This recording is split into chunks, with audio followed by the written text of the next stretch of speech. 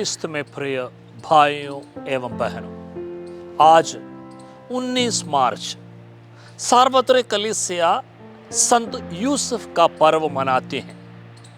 वो यूसुफ जो माता मरियम के पति थे और बालक यीशु के संरक्षक पिता थे।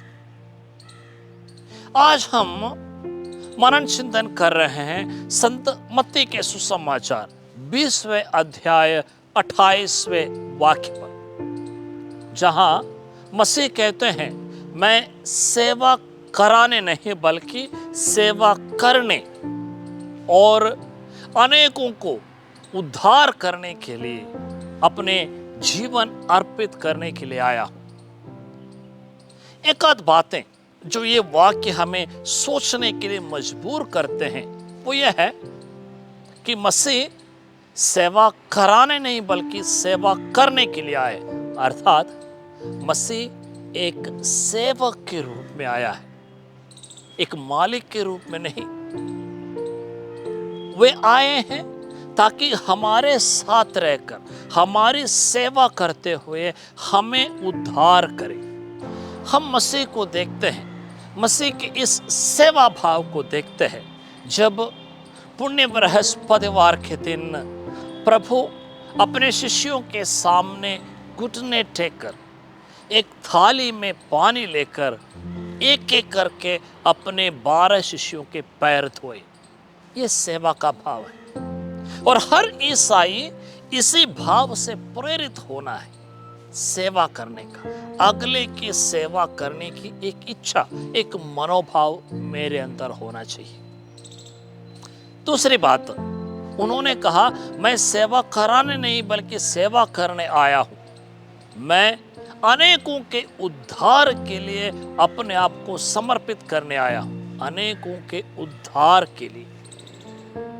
प्रभु मसीह क्रूस पर अपने जिंदगी की कुर्बानी दी, अपने जीवन न्यौछावर कर दिया। क्यों? किस लिए? प्रभु अपने लिए नहीं मरे, अपने पापों की वजह से नहीं मरे। प्रभु मरे मेरे लिए और आपके लिए। प्रभु मरे पूरे मानव जाति के लिए। यह है दूसरों के उद्धार से मतलब। प्रभु दुख भोगे, प्रभु क्रूस पर मरे, प्रभु मृतकों में से जी उठे। ये सब दूसरों के लिए मुक्ति प्रदायक कार्य रहे। मैं भी दुख झेलता हूं, मैं भी परेशानियों का सामना करता हूं, मुझे भी पीड़ा होती है, बट दे आर नेवर साल्विफिक।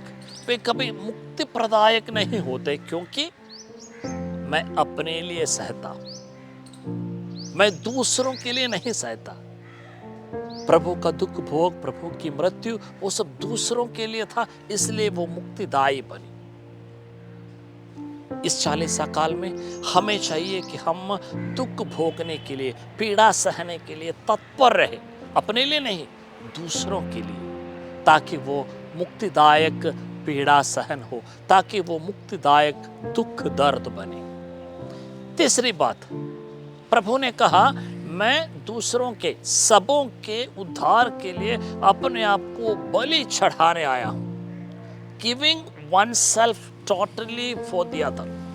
न सिर्फ दुख भोगना, न सिर्फ दूसरों के लिए परेशानियों का सामना करना, बल्कि अपने आप को दूसरों के लिए देना। यह भी 40 काल का एक महत्वपूर्ण सोच है, एक महत्वपूर्ण आध्यात्मिक कार्य है। I give myself totally for the other।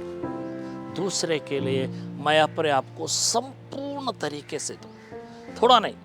किसी ने मुझसे पूछा कुछ मदद करने के लिए, हाँ मैं 5 मिनट आपकी मदद कर सकता हूँ, मैं 10 मिनट आपकी मदद कर सकता हूँ। या फिर किसी ने मुझसे पूछा, हमें इस चीज की जरूरत है, मैं वो पूरे ना दे सकूं, थोड़ा दूं, ये नहीं है।